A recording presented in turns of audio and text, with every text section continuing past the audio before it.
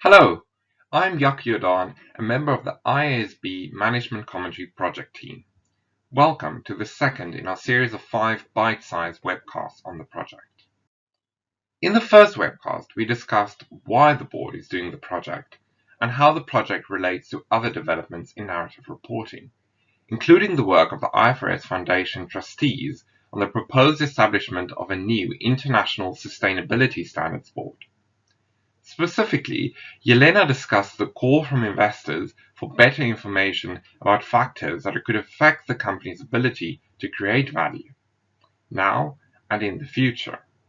In this webcast, we will explore what the board means by value creation and why it focuses on this notion. The notion of a company's ability to create value and generate cash flows is central to the board's proposals.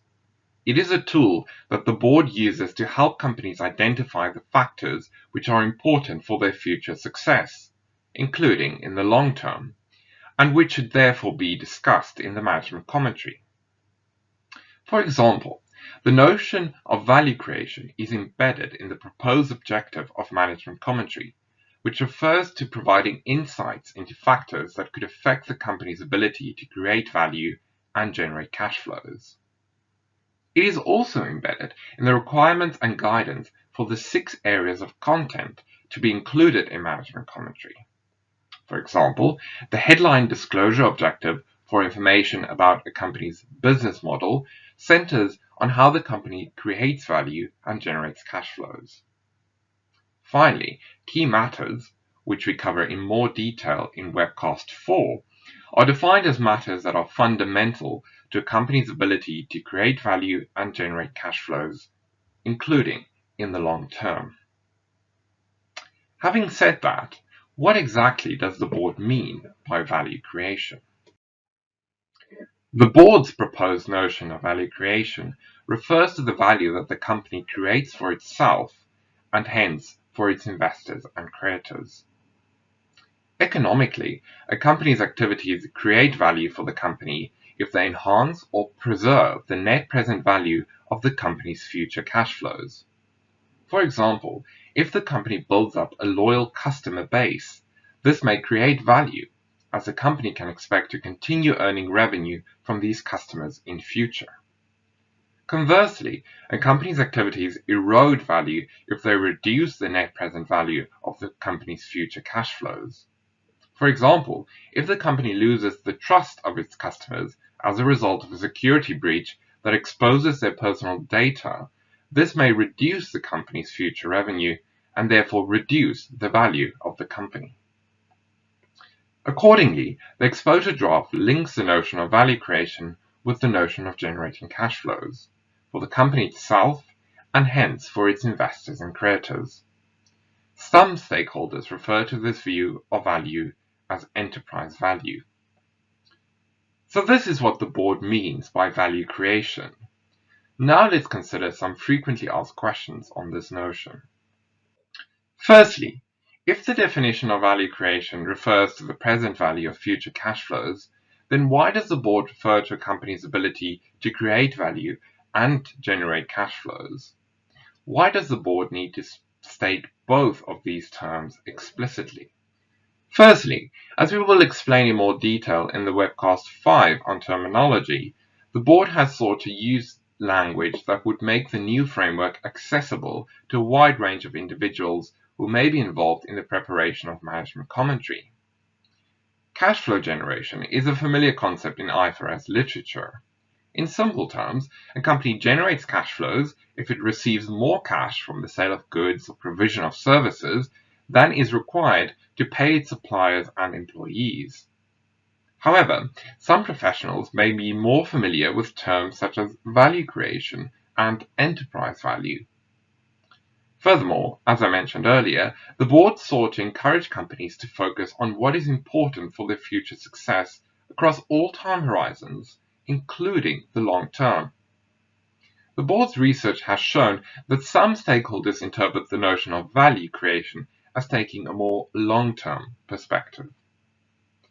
Let's take a closer look at the board's thinking here. In many instances, a company's activities both generate cash flows in the short term and create value in the long term.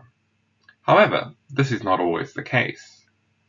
For example, if a company is investing heavily in research and development, this could decrease the company's net cash inflows and profitability in the short term, but result in the development of tangible or intangible resources that will allow the company to generate higher cash flows in the future. Even if these resources do not meet the definition of an asset that is recognized in the financial statements, information about these resources may be important for investors and creditors to assess the company's ability to create value in the long term. On the other hand, if the company embarks on a cost-cutting exercise by sourcing lower quality inputs, this may lead to increased net cash inflows in the short term. However, reduced quality may decrease customer satisfaction and damage the company's reputation in the long run, decreasing future cash inflows. Therefore, if the company pursues a strategy which entails risks to the company's ability to create value in the long term, it will be important to inform investors and creditors of the extent of these risks and plans to mitigate them.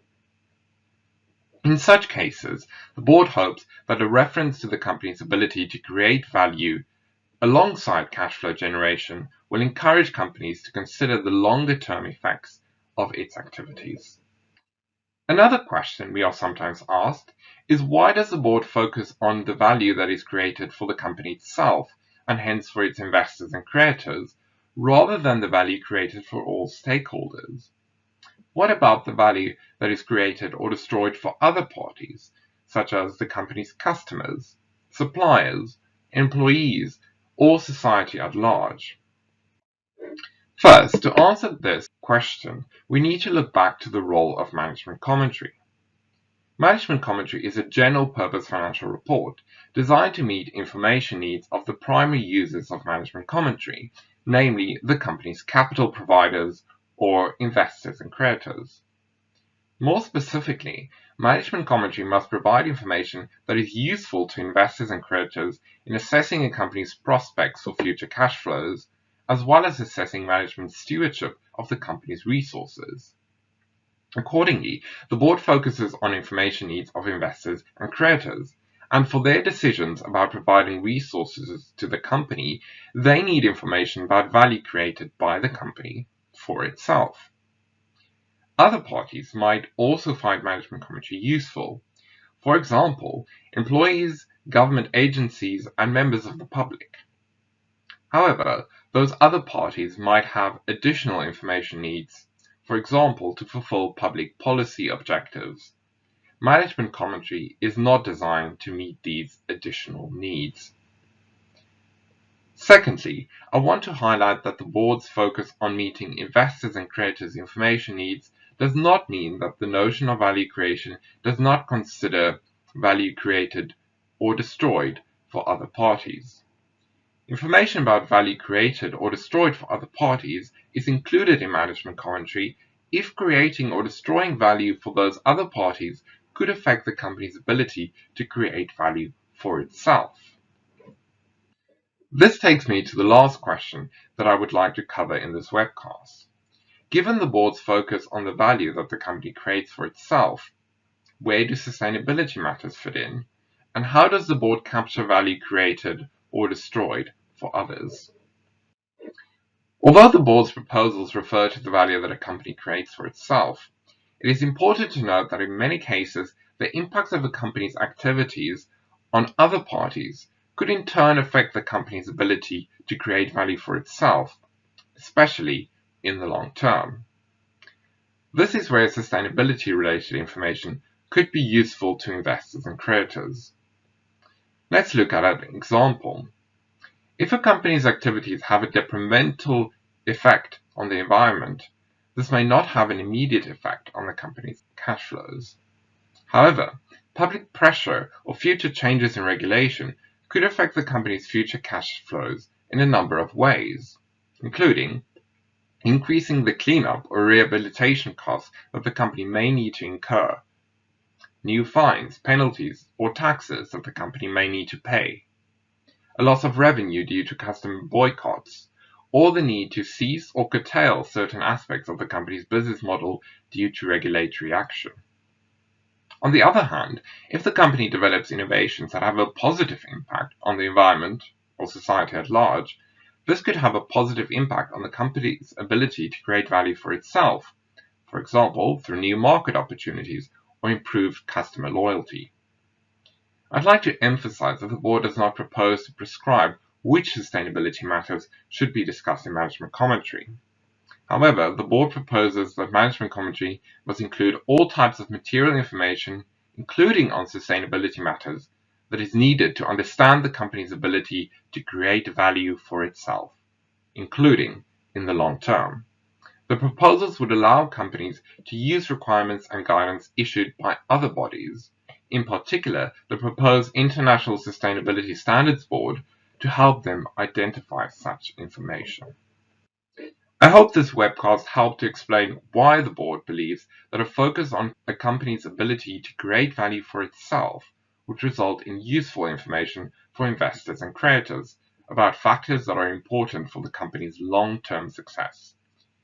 And I hope you can join us for other webcasts in this series to hear answers to frequently asked questions about other aspects of the proposals. Thank you for listening.